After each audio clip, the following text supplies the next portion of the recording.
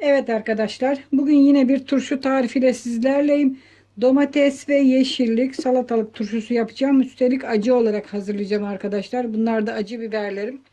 Hemen hazırlama aşamasına geçelim. Şöyle kabımı kenara çekiyorum. Daha önceden yıkadım, hazırladım.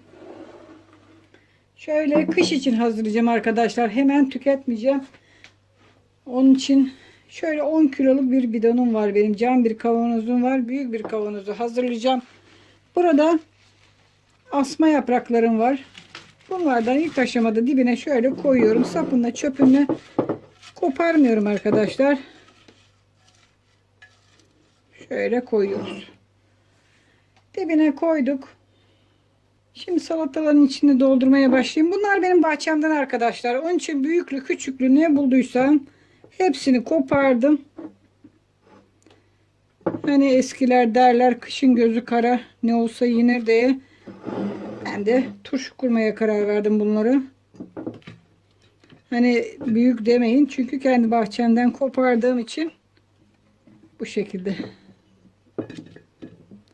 Satın alsınız. Tabii ki böyle büyüğünü almazsınız. Seçerek alırsınız. Şöyle ilk aşamada dip kısımlarına salataları bırakıyorum. Kış için kuruyorum arkadaşlar. Salamurasını da ona göre hazırlayacağım. Evet bu şekilde hazırlıyorum. Evet burada acı biberlerim var arkadaşlar. Bunları şöyle keserek atacağım ki acıları suyuna çıksın. Biraz acı olsun. Yiyemezseniz siz kullanmayın ya da yoksa karabiber kullanabilirsiniz arkadaşlar. Karabiber de aynı acılığı verir. Bu şekilde içine parçaladım. Bir tane kalmış. Onu da doğrayalım. Böyle. Evet. Bu 10 kiloluk bir bidon. Üzerine domateslerimi bırakıyorum. Bu sefer karışık yapacağım. Kırmızı domatesli. Çok güzel oluyor bu şekilde turşu arkadaşlar. Denemenizi tavsiye ederim.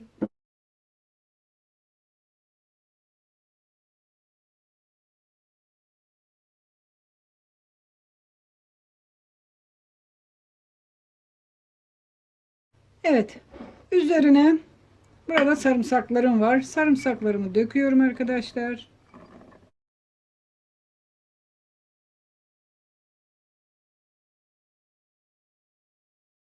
Evet arkadaşlar. Şimdi üzerine tuzunu veriyoruz. Ne kadar? 10 kiloluk bir kavanozdu. Ve 10 kaşık tuz ilave edeceğiz.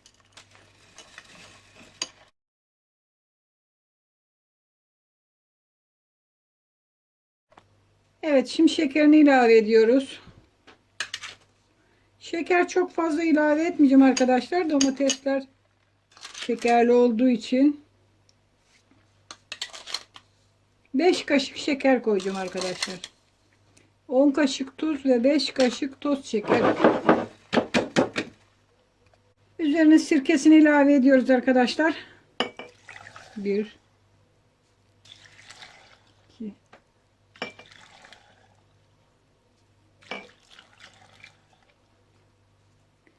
5 su bardağı da sirke ilave ettim arkadaşlar. 10 kiloya 5 su bardağı sirke, üzüm sirkesi kullandım. Üzerine şöyle yine yaprak koyacağım arkadaşlar. Sapına çöpüne. Kanalımda arkadaşlar birbirinden lezzetli turşu tarifleri bulabilirsiniz. Hepsi değişik yapım aşaması. Değişik turşular seviyorsanız takip edin derim. Kanalıma bir göz atın. Hatta linklerini aşağıya bırakacağım. Üzümlü turşum var mesela. Aspirinli domates turşum var. Çok değişik arkadaşlar. Turşu tariflerim var. Biber turşularım var. Acı biber turşularım var. Çeşit çeşit birçok turşu tarifim var arkadaşlar kanalımda. Üzerine şimdi aldığı kadar su dolduracağız arkadaşlar. Başka hiçbir şey koymanıza gerek yok. Bu turşuyu ben kış için hazırlıyorum arkadaşlar. Uzun süre dayanması için bu şekilde kuruyorum her yıl. Umarım siz de bu tarifi beğenirsiniz arkadaşlar. Evinizde hazırlarsınız. Tamamen dolana kadar suyunu ilave ediyorum. Başka hiçbir şey koymamıza gerek yok. Bakın bu şekilde üzerine çıkana kadar. Püf noktası, asla domatesler ya da biber, hangini kurursanız kurun arkadaşlar, turşuyu kuruda kalmasın. Muhakkak suyun içinde, salamuranın içinde kalsın ki bozulmasın. Eğer kuru kalırsa bozulma yapabilir. Küf yapabilir. Bakın bu şekilde işte çok kolay bir şekilde turşumuzu kurduk. Evet, şimdi kapağını, turşumuzu kış için saklayalım. Kış aylarında tüketeceğimiz zaman çıkaracağız. Üzerinden alıp bir ağırlık koyacağız üstüne arkadaşlar. Suyun üstüne çıkmaması için kalanların. Tekrar kullanacağız bitene kadar. Bakın bu şekilde harika bir turşu hazırladık. Bakın açacağımız zamana kadar, tüketeceğimiz zamana kadar istediğiniz kadar bu turşuyu saklayabilirsiniz. Asla bozulma yapmaz arkadaşlar. Bakın.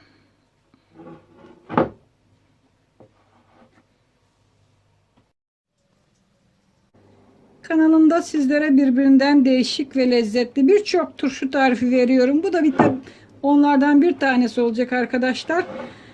Siz de evinizde yapar hazırlarsınız. Kış için bol bol tüketirsiniz. Çorbaların yanında çok sağlıklı, çok lezzetli bir turşu oluyor. Umarım beğenmişsinizdir. Tariflerimi beğeniyorsanız beğen tuşuna basın. Kanalıma abone olmadıysanız abone olun. Sosyal medyada tariflerimi paylaşın arkadaşlar. Bunlar bizim kanalımızın büyümesi için çok önemli. Hoşça kalın. Afiyetle kalın.